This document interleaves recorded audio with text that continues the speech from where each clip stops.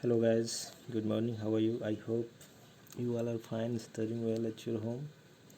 Now we are going to start first chapter of physics, means the eighth chapter of your science class ninth CBSE.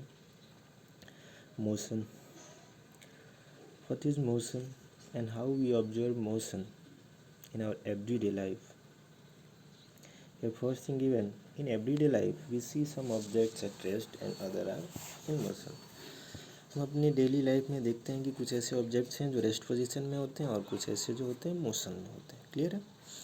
जैसे पंछियों का उड़ना, मछलियों का तैरना, blood flows through the veins, blood जो है आपके वेंस के और आर्टरीज के थ्रू फ्लो होना, एंड कारों का मूव होना.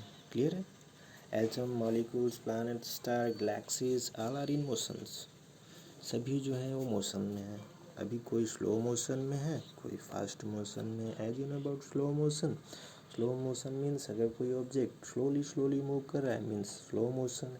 And slow motion is measured in metre per second. Clear है? अगर कोई ऑब्जेक्ट फास्ट मूव कर रहा है that is known as fast motion. That motion is measured in kilometre per hour. Clear है? And kilometre per hour to metre per second change करने के लिए आप क्या करते हैं? जनरली किलोमीटर पर आवर में 5/18 का मल्टीप्लाई करते हैं. इस kilometre per hour convert into metre per second. Clear है? No problem? No problem. यहाँ पे बोला गया कि इवन एटम्स जो कि स्मॉलेस्ट पार्टिकल सपोज किया गया है, सिर्फ स्मॉलेस्ट पार्टिकल है. Fundamental particles electron, protons, neutrons. As you know electrons revolve around the nucleus and nucleus belongs to nucleons where protons and neutrons belongs. Clear? Molecules, planets, stars ये सभी motion में. Clear? And after slow and fast motion you already study in 7th 8th standard rectilinear motion, circular motion, zigzag motion, random motion, periodic motion, oscillatory motions. ये सारी motions आप पढ़ चुके हैं. But in this class, in class ninth, we only study about the uniform motion and non uniform motion. Clear? Then here given how we define motion of any object. Any object is said to be in motion when its position continuously change with time. Clear है? किसी भी object को हम motion में तब कहेंगे जब वो अपना पोजीशन लगातार समय के साथ और एक फिक्स वस्तु के साथ भी बदल रहा हो. क्लियर है? There any problem? No problem. However there are situation where the motion is inferred through the indirect evidence. कुछ ऐसे भी होते हैं जिसको कि आप ऑब्जर्व करते हैं. कुछ ऐसे मोशंस होते हैं जिनको कि आप ऑब्जर्व करते हैं, एक्चुअली वो समझ में आपको नहीं आता है कि वो रेस्ट में या मोशन में. Suppose that if you are sitting in the bus,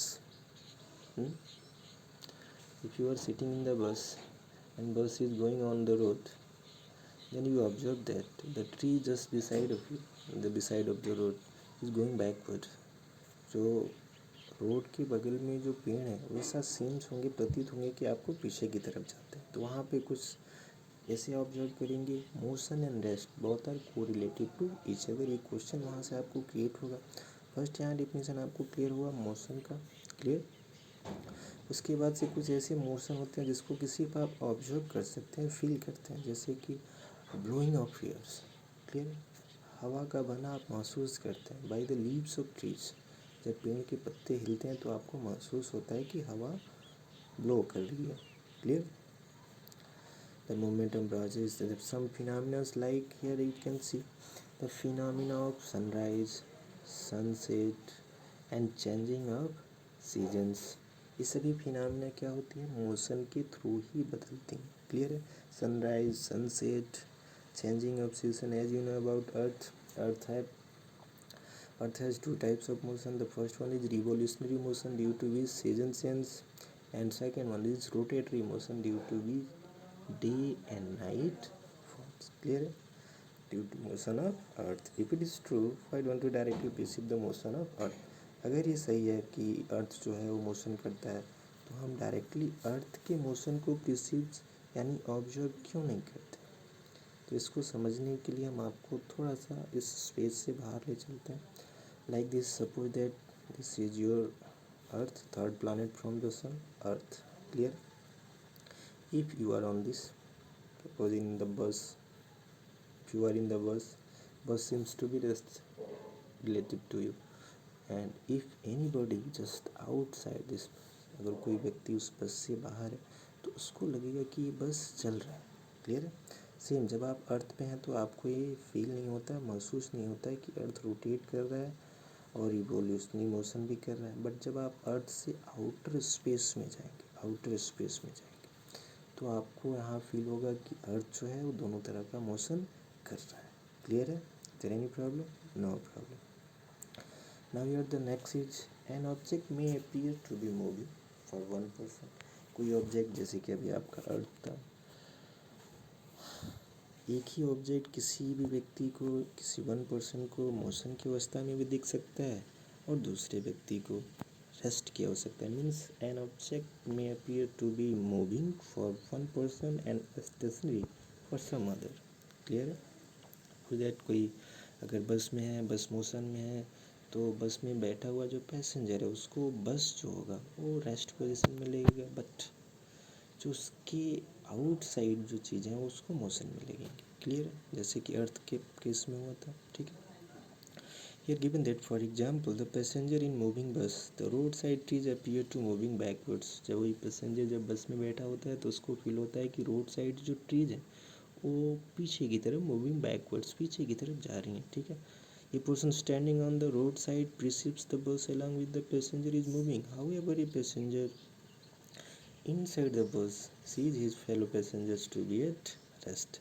जैसे कि सपोज कीजिए अगर आप बस में बैठे हैं तो बस के बाहर का कोई भी दृश्य जो आप देखेंगे, पेड़ देखेंगे, कोई भी ऑब्जेक्ट देखेंगे, कोई व्यक्ति देखेंगे, अगर वो रोड पे है तो आपको लगेगा कि वो व्यक्ति बैकवर्ड डायरेक्शन में मोशन कर रहा है. बट जब आप फेलो ट्रैवलर को देखेंगे जो आपके साथ उसी बस में ट्रैवल कर रहा है तो आपको लगेगा कि वो फेलो ट्रैवलर जो है वो रेस्ट पोजिशन में है. क्लियर है? बस तो वैसे मूव कर रहा है. Very good. Now here most motions are complex. Most motion जो होते हैं कॉम्प्लेक्स होते हैं, जिसमें कि कुछ स्ट्रेट लाइन मोशन हो सकते हैं, कुछ सर्कुलर मोशन हो सकते हैं, कुछ रोटेटरी मोशन हो सकते हैं और उसमें से कुछ वाइब्रेटरी मोशन भी हो सकते हैं. क्लियर है? अब यहाँ पे स्ट्रेट लाइन मोशन क्या होता है? कोई motion of any object following the straight line is known as straight line motion. Clear? Circular motion, अब सर्कुलर मोशन क्या होता है? If any object following circular path is known as circular motion. For example motion of moon around the earth. अब आप बोलेंगे sir motion of planets. नहीं, motion of planets जो होता है around the sun is in elliptical form. Clear? Rotatory motion, any object rotate on its own axis is known as rotatory motion. For the motion of top nail, उसका nail जो होता है complete नहीं, complete जो उसमें जो wooden block होता है उसका तो रिवोल्यूशनरी मोशन होता है, बट उसमें जो आयरन ब्लॉक होता है, आयरन, ठीक है, जो नेल होता है वो रोटेटरी मोशन करता है. And the vibratory motion is the vibration of pendulum, simple pendulum in class 7th. Clear है? The motion of an object to and fro is known as vibratory motion due to vibration sound produce. Clear? अब जब इन सारे situation को आप क्या करते हैं, combine करते हैं, तो इन कम्बिनेशन से आपको एक कॉम्प्लेक्स मोशन मिलता है. क्लियर? Very good. और इस चैप्टर में हम लोग इसी मोशंस के बारे में पढ़ेंगे. ठीक है? तो सिंपल इक्वेशन ग्राफ भी पढ़ेंगे, बहुत सारी चीज़ें डिस्कस करेंगे.